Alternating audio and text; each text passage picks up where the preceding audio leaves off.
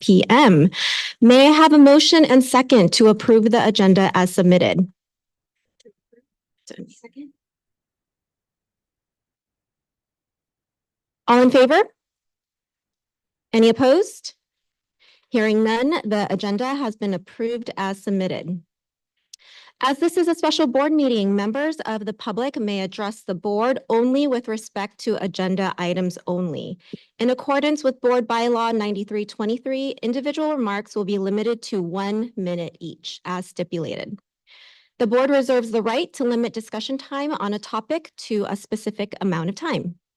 Before we start the provisional appointment interviews, we do have an action item on the agenda that requires the board's consideration and approval. Action item 2.1, proposed voluntary retirement program for certificated and management employees. Associate Superintendent Bowles, will you please present this item? Thank you, President Yu. Thank you, members of the board, for the opportunity to address you today. A voluntary retirement program, or VRP, is a program designed to create incentives that effectively and efficiently increase and accelerate the retirement rate in excess of the natural attrition rate. A VRP is a positive and creative strategy to achieve budget reduction and cost containment, and VRPs create fiscal savings, assist with staff reorganization, reward long-term employees, and enhance retirement benefits. We estimate that the VRP program will bring approximately $50,000 in savings per retiree. This would generate, just in the first year, $900,000 in savings if we achieve the goal of 18 retirees. You can see in the resolution the qualifications for an employee to be able to meet to qualify for the VRP, and the employer contribution required to fund each participant's benefit shall equal 65% of the participant's base salary for the participant's last school year of employment. So it is recommended that the Board of Trustees approve Resolution 1495-02/25, Voluntary Retirement Program VRP for certificated and management employees. Thank you, Associate Superintendent Bowles. May I have a motion and a second?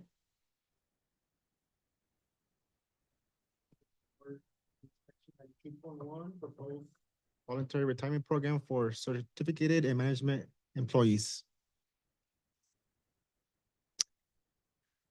Is there any public comments in person or online? Any board discussion? Roll call vote, please. Member Martinez? Aye. Member Torres? Vice President Aubert? Aye. President Yu? Aye. Motion carries. Great. Okay, that moves us on to the provisional appointment interviews. This is an important opportunity for our board to engage with candidates who are eager to contribute to our school district. Thank you for your commitment to this process and for your interest in shaping the future of our schools. I now turn it over to the Provisional Appointment Subcommittee of the Board, Trustee Martinez and Trustee Salazar Torres, to go over the process. On behalf of the board and superintendent, I would like to thank each of you for your interest in serving as a member of the board.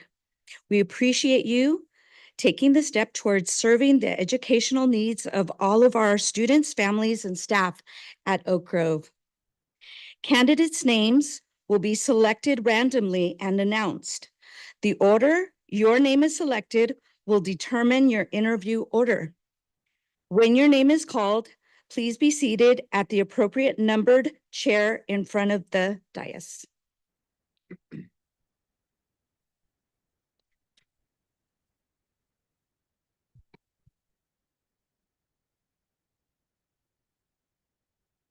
All right, seat number 1.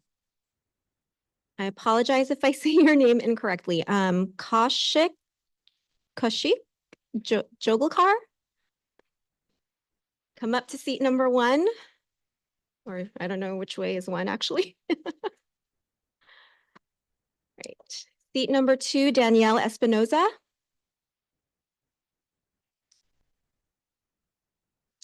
Seat number 3, Magdalena A. Guzman. And seat number 4 is, last but not least, Juan Pham.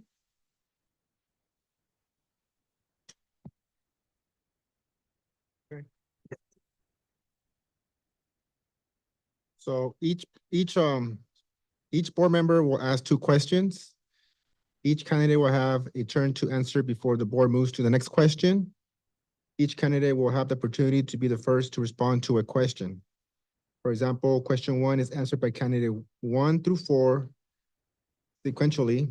The second question is answered by the candidate 2 through 4, then back to candidate 1, and so on. By rotating the question order, each applicant will have the opportunity to answer questions both first and last, so that no one applicant has any more or less time to prepare their response. Okay, candidate. So candidates have 2 minutes to answer each question, and a timer will be indicated at the end of 2 minutes.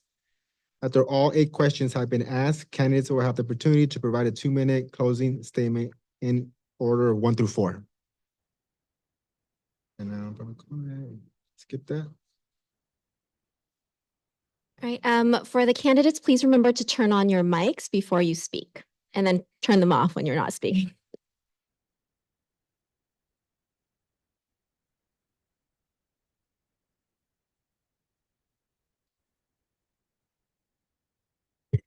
All right, let's go. You guys ready? Question number 1. What would you like to accomplish as a board member? Which of those accomplishments is your highest priority and why? We will start with Kaushik. Thank you for having me today. So there's a couple different items that I've been. Is that a little bit better? Okay. So there's a couple different items that I'm hoping to achieve during my term. The first item has been one of the things that the school district has is a declining enrollment and a reduction in the total amount of dollars or revenues that are coming in because of the student enrollment decline. And I'd like to look at innovative approaches to actually curtail that and trying to bring students back in. Specifically, I'd like to look at programs that we can put in place that will attract more families to move into the district area, partner with some of the local Fortune 500 companies, look at possible grants and additional programs that we could utilize to fund some of these programs that are in place. Additionally, I also am looking for kind of overall bringing Oak Grove School District into more of a higher standard from an academic perspective.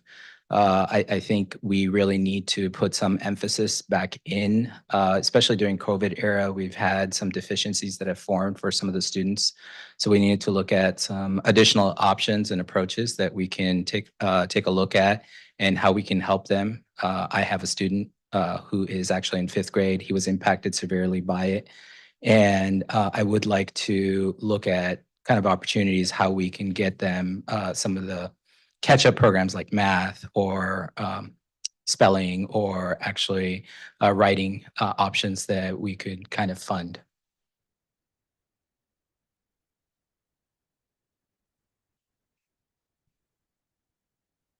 So I have grown up in this district. I have one child getting ready to graduate from the district and one entering. And I have seen it evolve greatly. I have seen programs added, but I do believe, one thing that can definitely be improved is the overall quality of the education. Because along with COVID, there has been a decline in, basic fundamentals such as, writing and their script. And so I feel like the quality does need a big jumpstart along with their testing and for families to be more included in that, because a lot of times these schools don't get homework. So we're not seeing what's going on. We'll see a grade, but we don't see the overall, progress, and what they are learning and the standards that they should be at. So I think after COVID, everyone kind of fell behind. So I think bringing back that quality in the district would be a great goal of mine to help try to achieve. And I just think that this district has brought in so many programs that a lot of families don't even know too much about. So spreading that more to the community to help with that enrollment decrease. I think expanding TK has, is a new approach, a little nerve-wracking. But I think that with that improved quality and, of the teachers and their classroom environments and the families knowing more about what's going on their day to day, that's something that I would like to bring back. Hello, I'm Maggie. You can call me Maggie. I think this is a tough question because it would be really easy to say, I want to focus on this and this and this and this. And just picking one thing I think would be really difficult. For me personally, I have two kids at Indigo program. And for me, I want to raise good humans as well as focusing on education. I understand the importance and value of education. So for me, a big component of their education is also being good people and raising good humans. And so focusing on social emotional development is really important for me. And one of the things that I think also part of the education, part of developing these skills is having some sort of media literacy development curriculum. I would love to say that to pull my phones and media away from my kids is going to happen, but it's not going to happen. But teaching them skills to be able to better utilize the tools that they have, whether it's in school, whether it's out of school, being able to understand the information that they're getting and being able to decipher what's real, what's not real, because sometimes when they come to me even and they're showing me videos, I'm thinking, I don't even know if I could decipher that. So I think that component is really important to work hand in hand with also the educational component. So I would like to focus on that. Hi, thank you for having me.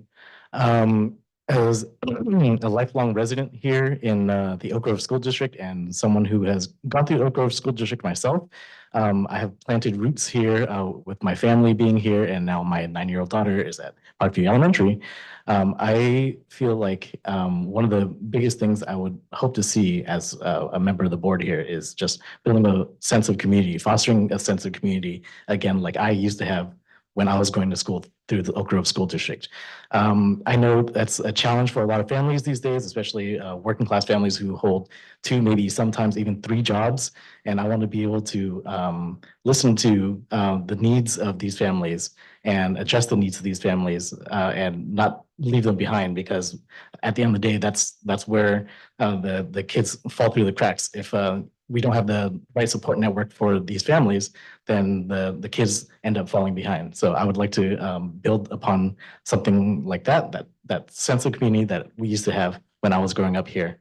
And that's something I'd like to bring back.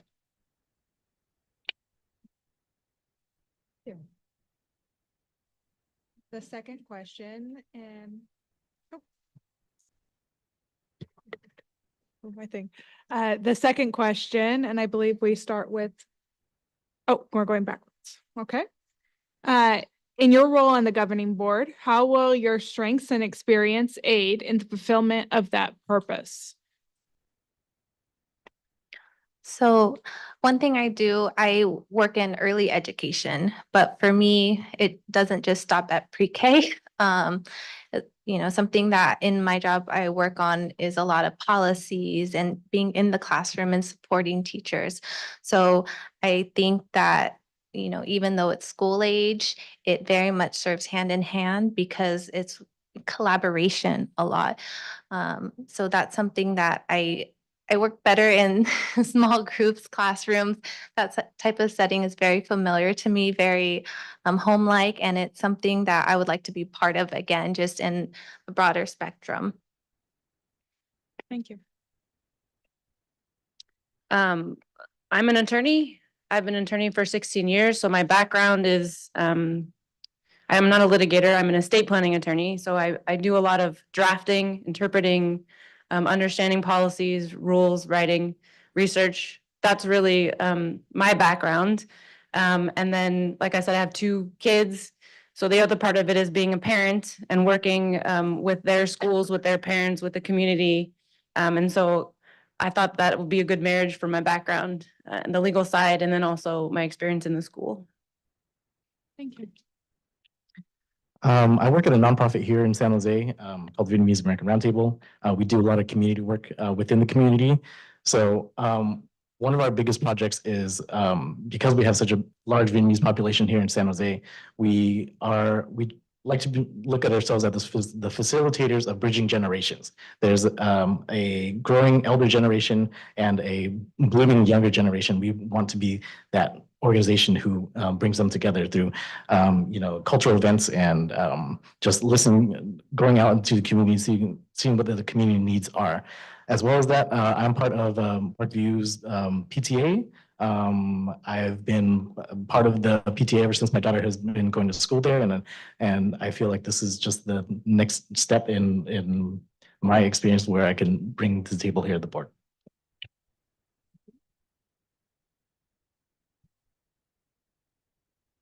So I actually grew up in this community. I went to Anderson Elementary before it burnt down, and then got bused to San Anselmo, and then I went through Davis and Oak Grove High School. I actually graduated with a political science degree at San Jose State University.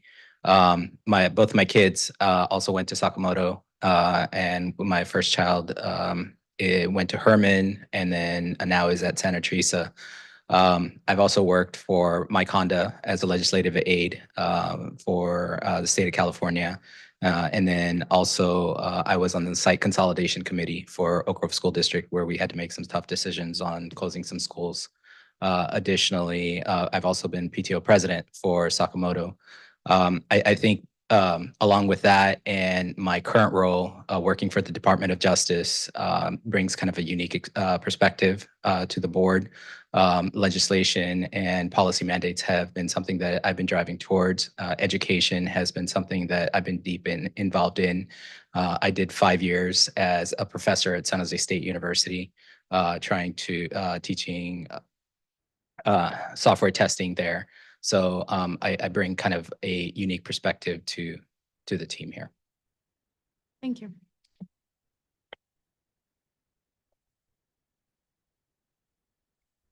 So we'll start with Magdalena. Thank you. So we have, what level of commitment are you able to provide as a board member throughout the appointed term and beyond? I wouldn't be here if I couldn't commit to it. And I'm sure all of us are going to say that. I don't have any other volunteer opportunities, which is one of the reasons why I thought this was a great opportunity for me.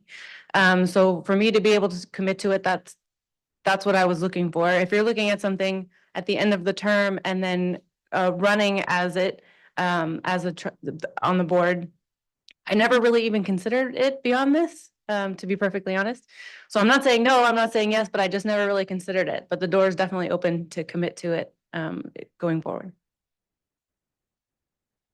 Thanks. I would like to say, I mean, you already said it yourself, but like, I wouldn't be here if we weren't going to be able to carve out the time to commit to it. So I believe just by me being here, I am showing up and I am committed to it, and I want to be here and I want to see this through and follow through. And I believe that I can see this beyond my term as well.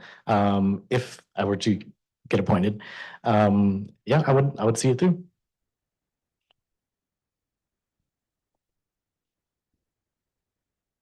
So I actually have run for TA Area 3 in the past twice. It was during Jose Manzo's term. And this is something that I've been wanting to do for a long time. And my commitment from a perspective is to continue on to the role. I don't envision myself staying here more than 10, 15 years though. And the only reason I say that is because I think for a board, there has to be fresh ideas that do come through. And I don't think that whenever somebody takes a role, that they should look at it as a permanent seat on an ongoing basis. There has to be some transition. There has to be some new voices that come in and speak on behalf of the community. So my goal is to not only do this term, but 2 additional terms. Definitely plan to run for those, even if I'm not selected. So that's where I'm at.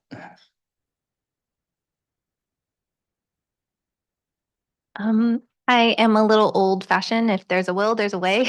I have managed before to, go to school full-time, work full-time, have one child in 4th grade doing Zoom on the computer, having a newborn. So I think that anything is possible if you can do that. Juggle your kids, juggle your work life and the board. All that's important. I think there is a way. I like to plan things months ahead, prioritize. I still have like the planners you write in. I prefer that over the basic technology phone planner. But I would be very much willing to commit.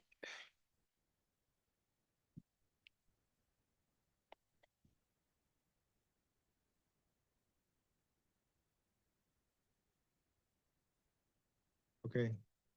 Do you have any experience in large budgets and audits to guide the budget dollars to fulfill district goals and objectives? And please explain.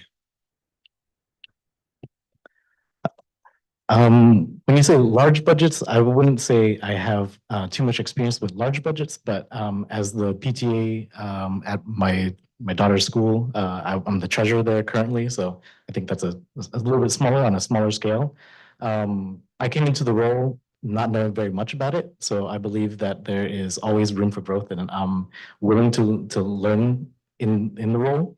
I'm still treasurer, so it's been a couple of years. I think that has some testament of my, desire to carry it on and see it through.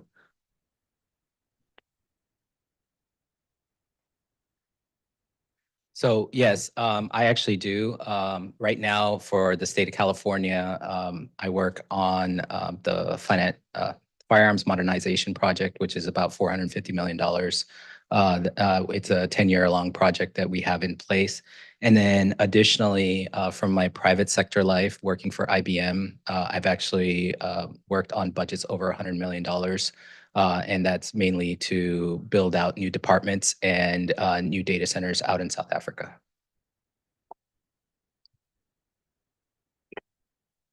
So I deal with budgets on a much smaller scale.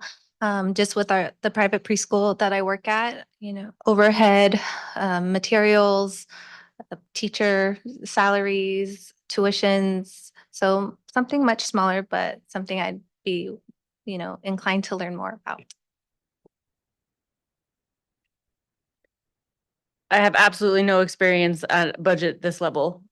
I've served as the treasurer at our school, so I can do small scale budgeting. That makes sense. I've worked on my household budget to a certain degree. In my professional life, we deal with administrations with large budgets. I'm guessing they're not as large as this.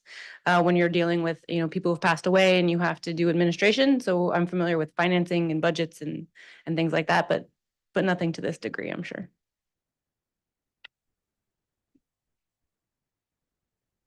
All right, thank you. The next question is, what are the objectives of a productive board meeting? And we will start with Kaushik. Can you actually pronounce your name for me so I can say it right? Kaushik, okay, thank you. Yes, the question is, what are the objectives of a productive board meeting?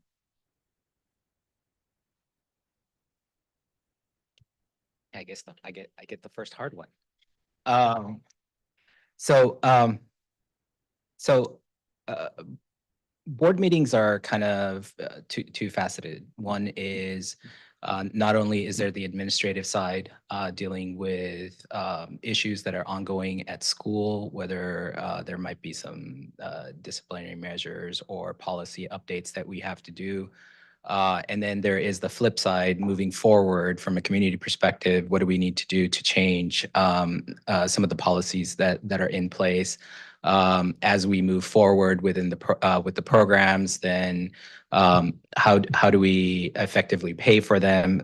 Things to that. So I think in order to have a successful board meeting, we clearly have to outline the agendas. What are we going to discuss? Give opportunity to the committee members to speak on behalf of that. Try to get to a resolution. If not, try to open up questions and hopefully specific questions that can you can come back to the next board meeting and get the answers from the team members that are here, historical perspectives, and then come to a more concrete decision on how do we want to move forward.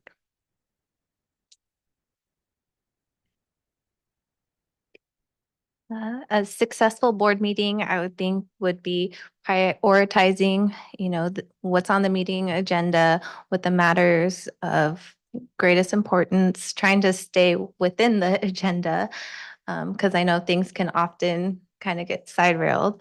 But I think hearing from the public is a great opportunity at these board meetings, to hear, from within our communities of all the different schools. And I think just, trying to create a great collaboration for all the policy updates, any changes and things like that. I think having an effective agenda, having friendly discussion and debate, reflective listening, no judgment, open communication between members and the community, acting with empathy and having to make a decision and being aware of time and respective of time. I think my logistical mind jumps first at the agenda. Everyone has to keep in line with the agenda and make sure everything is in process and order, and that we're following the time constraints since everyone's got a busy schedule. But I think for me personally, I think a successful board meeting would also include, members of the community. I can see some teachers have come out here at this board meeting, and I think just hearing the voices of those who's part of this community and having that clear line of communication between the board and the folks who live here, work here, and are here to be present too. So I think that's some of the facets of a board meeting.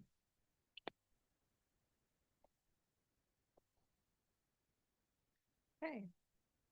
Yeah. How does an effective school board ensure opportunities for parents, teachers, and community members to express a diverse range of views to inform board deliberations on important policy issues? I believe by having that sense of community, I've seen on Parent Square where board members do go out to the schools. They are here for the administration, the teachers, the families. You guys are part of a community events.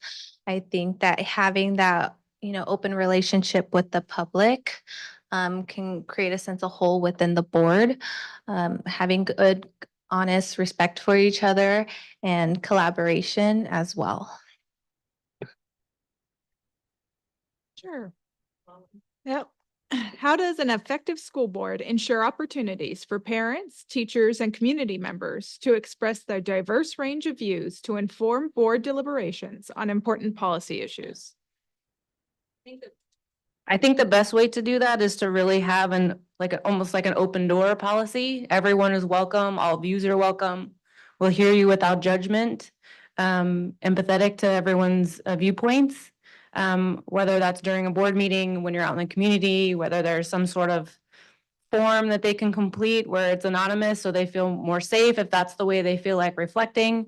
But having that ability for someone to reach out without fear of being judged, I think is very good, especially if you're out in the community. But definitely hearing viewpoints and having someone hear you and say, I hear you, I acknowledge you, is very important, I think, for the community and parents and teachers and students. I think having that mutual respect and open communication between the board and the community as a whole is very important. I think, you know, it's one thing to send a message out to Parent Square. I love Parent Square. It's awesome. It's great to get the message out, but being out there and talking face to face with folks who you may not see on a daily basis, folks you may not necessarily always agree with on one thing or another. As long as there's that mutual respect and open communication, I think that's a good start.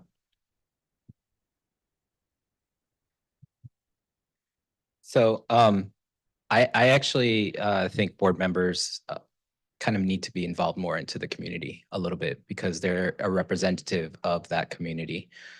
Specifically going to the specific schools during events, showcasing themselves there and advocating for or encouraging the students on whatever programs that they're doing.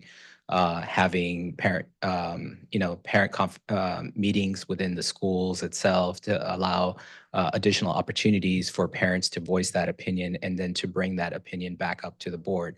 When you do get representatives here, they get short amount of times. They get 2 minutes to speak on specific topics that only the board has chosen to talk about. But stepping outside, it allows them to kind of hear what exactly is going on, how can they help, and then bring some of those back and advocate for those parents on or that public on their behalf.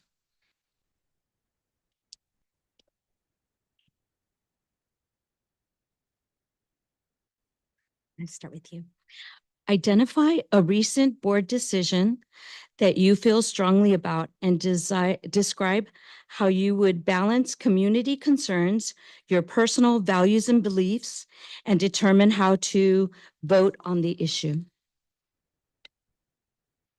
Okay, I honestly don't know if this is a board decision, but we got a message on Parent Square from the superintendent that said that they were not going to cooperate if ICE came to the schools. And or federal, agencies or anything like that. And I fully supported it. I thought it was a great decision. I don't feel, educators already have a hard enough time supporting our students, educating our students. Now they have to deal with the safety of our students. And now they have to consider being politicized with a lot of other decisions. And so I don't know if that was necessarily a board decision, but I fully support it. And I really appreciated it because maybe my students, my kids may not have been impacted by it, but maybe their friends would have, maybe some other students on campus would have. It would have been traumatizing for them if they had witnessed them coming on campus or had seen some of their friends taken or something like that. So as a parent, I really appreciated it and I supported it. I wish I gone first on that one because that was the first thing that came to mind too. I believe it was a message from you, Superintendent. But it's the most recent thing in memory, and students have a right to be here and to learn here in this, not just this school district, but just in general. So having that extra layer of threat just because of their immigration status, whatever it may be, I think it's asinine. But that's beside the point. I fully support, being able to support our students and standing here for our students because I know that folks in my school, there's a lot of concern because there's a lot of folks who, are not English speaking and have come here recently, and a lot is up in the air. And for us to reinforce that, hey, this is a safe place for your community, your families, and your students to be, I fully support that.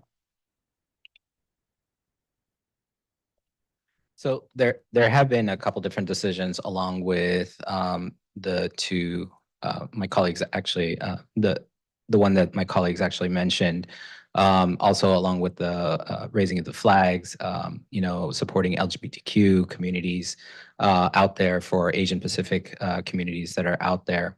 I think one of the biggest things is this board has a very tough job. What they have to do is they have to make the tough decisions. And they have to live with those decisions. And those decisions impact a lot of people. It's not just the students, it's the teachers, it's the public. So, and because of that, one of the things, as a board member, even though you don't like the decision, I think you need to kind of step in and advocate for that decision, why that decision was made. There are some decisions that are kind of made behind closed doors because there's confidential information that is associated with that. And I think people really need to understand that. And as board members, you need to stand behind your colleagues and kind of support them in that final decision. You can advocate as much as you want before. You can try and, you know, get it to the vote that you want, but if you can't, I think as a board member, you really need to start supporting that in the end. I agree with what they said. I believe you guys have a very hard job in not only making decisions for the school, but also the overall well-being, safety of all the children. And while that most recent one of, protecting the children on campus, there has been a time where I didn't agree with the board decision. It's a little bit older, but for example, going back to COVID, that was one board meeting. It was very nerve-wracking. But I get it. You guys have to try to, make the best decisions for an entire community, and no one's ever going to see eye to eye. But I believe that, in the end, you do try to do what is best. And so there's going to be some that may not be agreed upon. Some we are thankful for. So I, believe that's a very hard question also to answer. But yes, I agree with what they had spoken about ICE as well.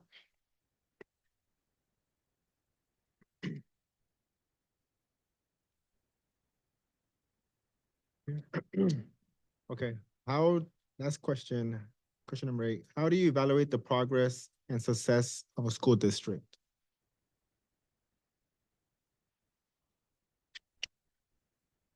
Measuring the success of the school district, at the forefront of it, I always think of the students. I mean, you can always look at the test scores, the numbers, the academic side of it. But I think a healthy school district is one in which the participation is there from our families, the teachers, everyone who is part of the school district. I don't believe it's just the board should be the ones making the decisions and having the final say, and everyone has to adhere to it. I believe that the success comes from everyone has a voice has a part in it as well. So I believe everyone's voices in the community and just taking part, and I think that's it. So from a progress and success perspective from the school district, I think there's 3 or 4 different ways. Of course, academics is probably going to be primary. How are students progressing over time? I know there's been great contention in terms of looking at the test scores and kind of teaching towards the test. But I think there has to be some level of standardization that we have to try and achieve towards, and move towards that goal. If we can succeed, if we can move past it, that's great. Parent-teacher involvement, trying to gauge from how many more parents are starting to get involved into the district. You can see, in the past, we used to have meetings where there used to be, 50, 60 people that used to attend. Nowadays, on certain days you will get that, but on majority of the days, there is less. But having that voice coming out and talking during district meetings, advocating for the students, advocating for the teachers, I think that's a great measure to understand that we are actually doing something that's important. Additionally, some of the community accolades that do come out by getting awards and receipts for the district, or for the particular schools, or for the particular students or the teachers. I think those are excellent measures, because now you're not just looking at the district saying it, it's the industry or the community that's saying, yes, you are actually moving along the right path going forward.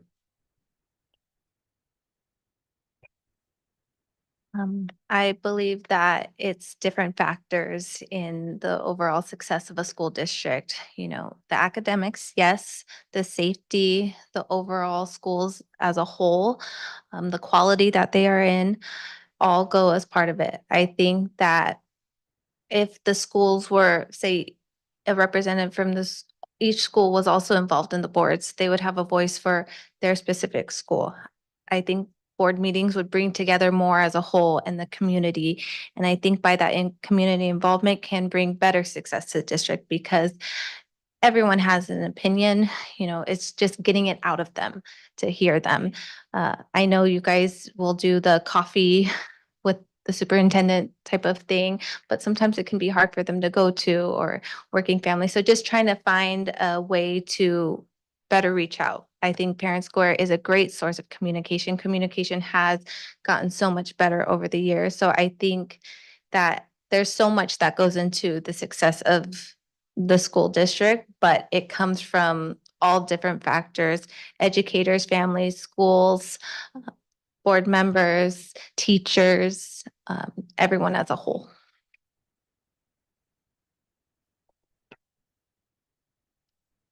I think I agree with what everyone said. I think on the one hand, it's about numbers, which are pretty black and white. You know, did we stay in budget? Well, no, because we're in the red. That's really obvious.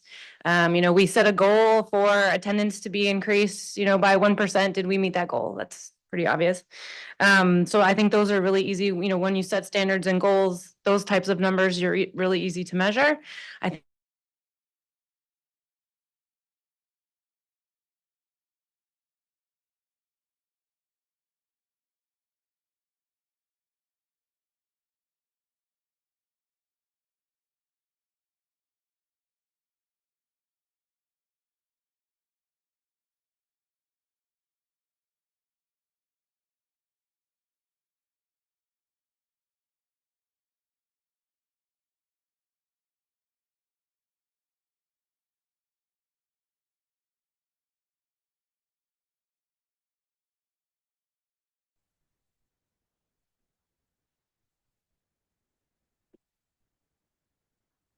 Thank you, candidates. At this time, you will have 2 minutes for a closing statement, and we will start with, then we will have a public comment.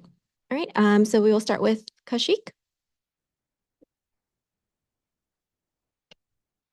So first, let me thank you for giving me the opportunity to come here and speak today.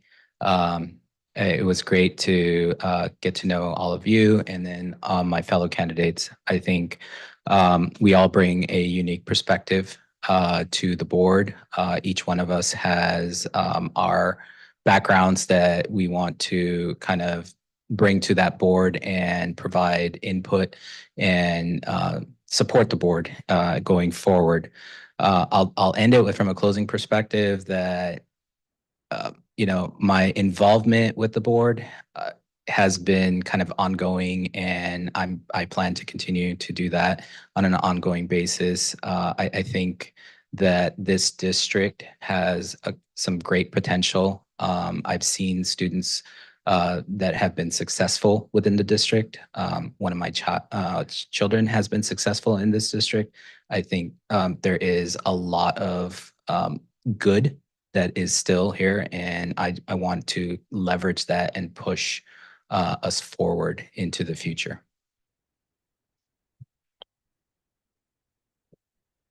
I think this was a very new, exciting kind of experience, and I thank you for this opportunity. It was great to also hear from my fellow candidates about their perspectives and views because everyone does have something different to bring. I love education. My heart is in education. And so seeing my children in the district that I grew up in, it was very exciting for me and seeing how it's changed. And I just want to be better involved with it, with these change in these times, now everything's electronic per se, but I would like to, see definitely that quality come back within the students' learning, their test scores, seeing the better community involvement. That is something that I would love to be more a part of. Thank you. Thank you again for giving me this opportunity to be here. I come from a family of educators, so I understand the value of education and the value of service to my community. It's very important. And again, that's why I thought this would be a good opportunity for me to be of service to my community with my background and as a parent of children who go to school here. And again, ultimately, my goal is to support the students because they're entitled to the best education that they can get, to the teachers, educators, parents, and the community. And again, my ultimate goal is to raise children who are good humans and live in a better, nicer, kinder world. And so that's kind of where I'm coming from my perspective. And to be perfectly honest, I'm okay with any of them serving if I'm not selected, because I think they would all be great too. I want to thank the board and everyone here for, again, this opportunity.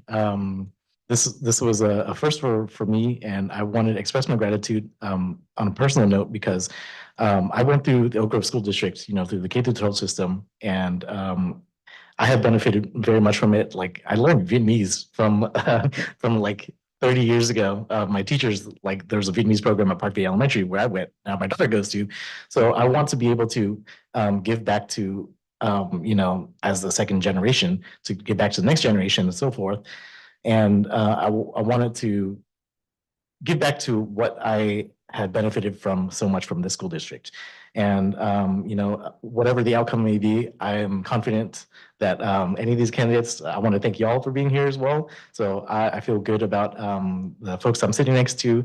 If I don't get selected, I'm happy that any one of them can be. So thank you all too.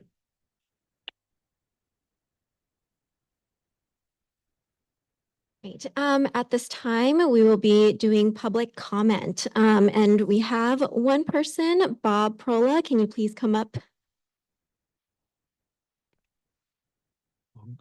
Good evening, board, and to the prospective board members. My name is Bob Perola. I am a teacher at Ledesma Elementary School. I teach fourth grade. Some years I teach fifth grade. I'm also the vice president of the Oak Grove Educators Association.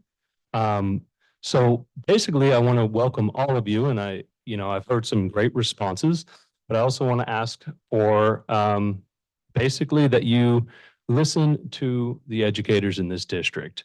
So whichever one of you gets this seat, this district faces some unique challenges, not the least of which is their ability to recruit and retain educators, especially in the area of special education.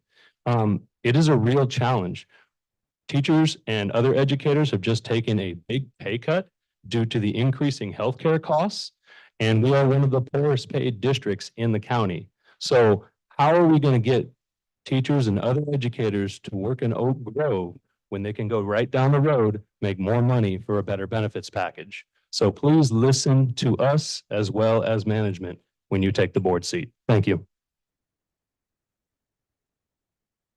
Thank you, Bob. We have Luis Velasquez. Good evening, Board of Trustees. Good evening, candidates. For whomever gets appointed tonight, we're going to be asking for your support. This is a critical year. We started negotiations last week. A big push for salaries, so we retain the amazing Oak Grove teachers that we have.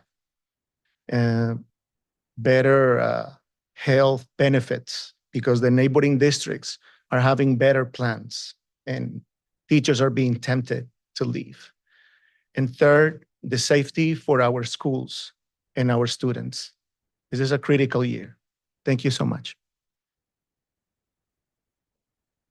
Thank you, Luis. At this time, the board will take a 5-minute break. Following the break, trustees will announce their 2 selections. The recording secretary will record the top 2 candidates by each board member. Out of the identified top candidates, the board will identify the top 2 candidates receiving the highest overall scores. The board will deliberate in open session and will ask for a motion after deliberation. Once deliberation is done, a motion will be made.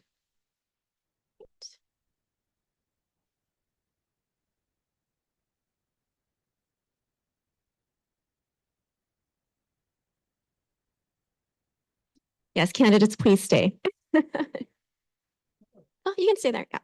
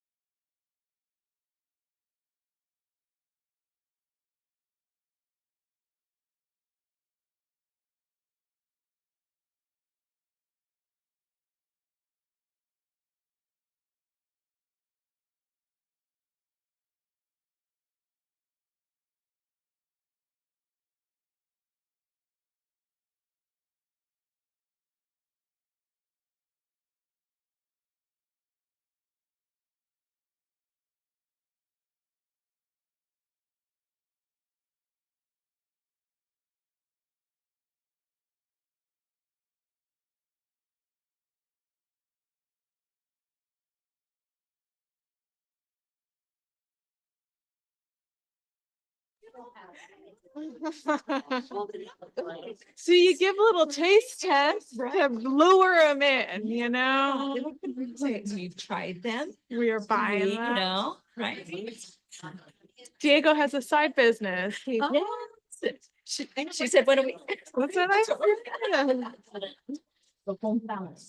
You just let us know how much. Okay, but but we're gonna give honest feedback, just know that. So we want the best. Fill out a survey for you. Right? We're gonna do a system like this.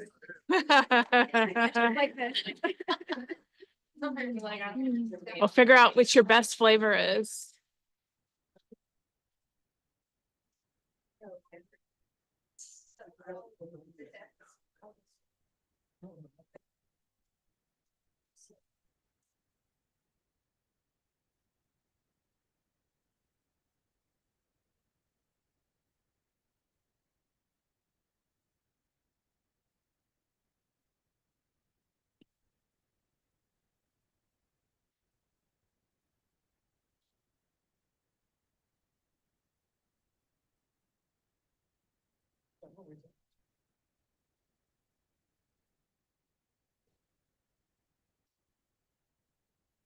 Yes, I will say welcome.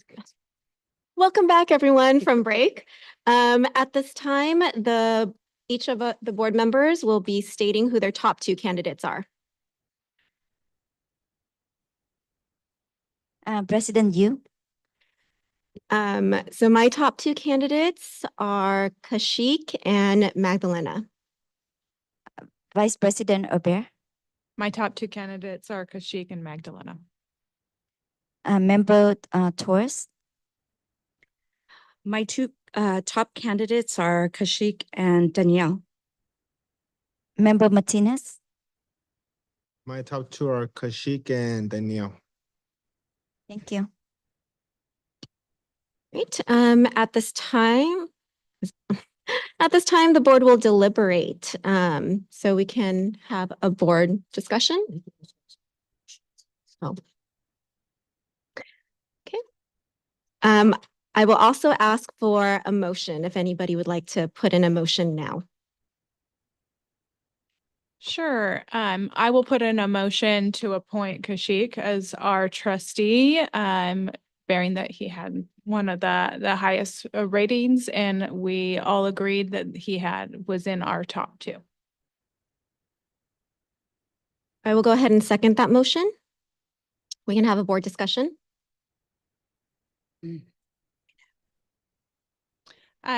Well, I'll start with, I believe all of you scored very high. All would be great representatives and would fulfill the duties of a board member. I just think she had a little more precise answers and experience when it had to do with how we run as a board.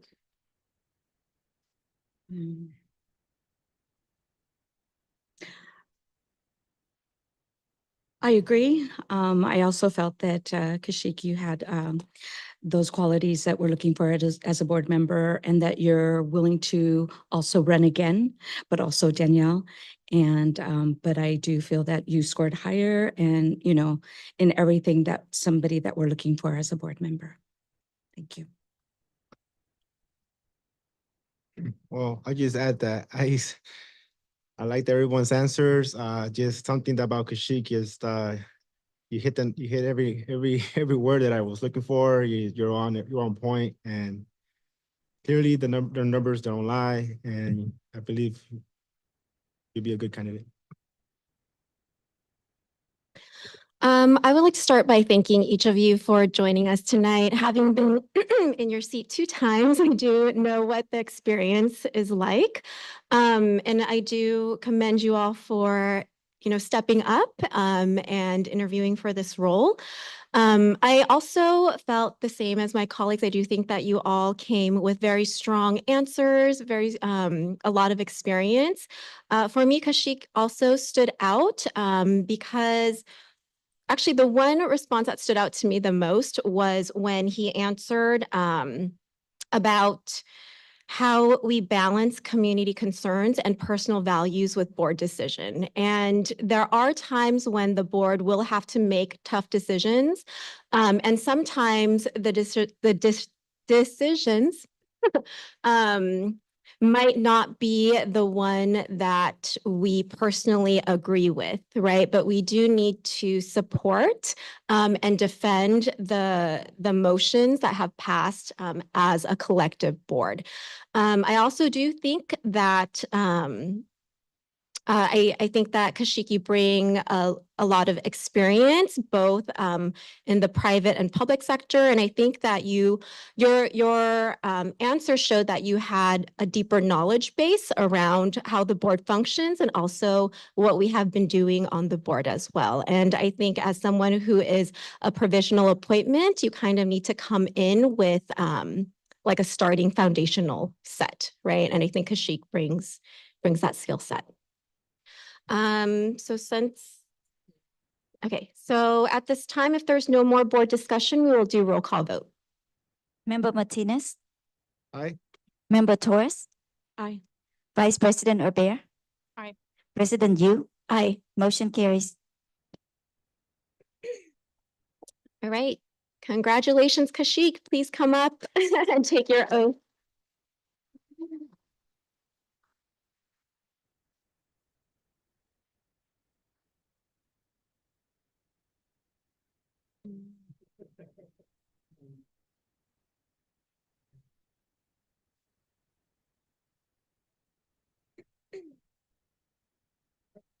Congratulations. We're going to do the oath of office.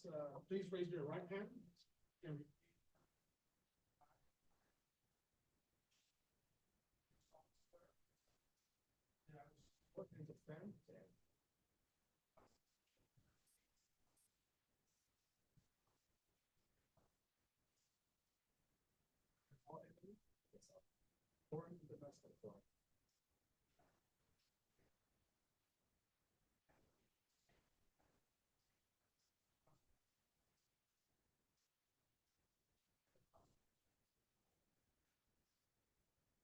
I take this obligation freely. Without any mental reservation.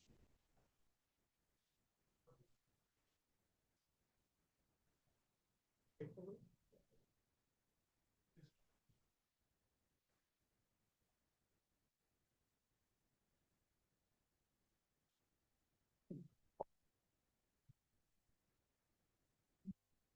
Congratulations.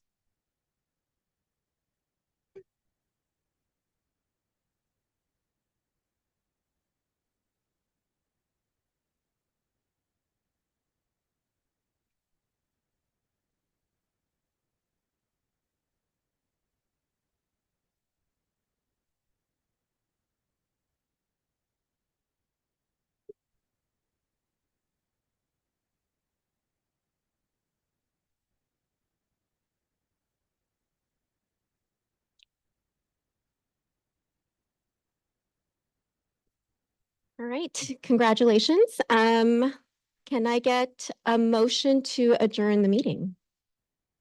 Motion to adjourn the meeting. Second. Right. All in favor? Aye. All opposed? Hearing none.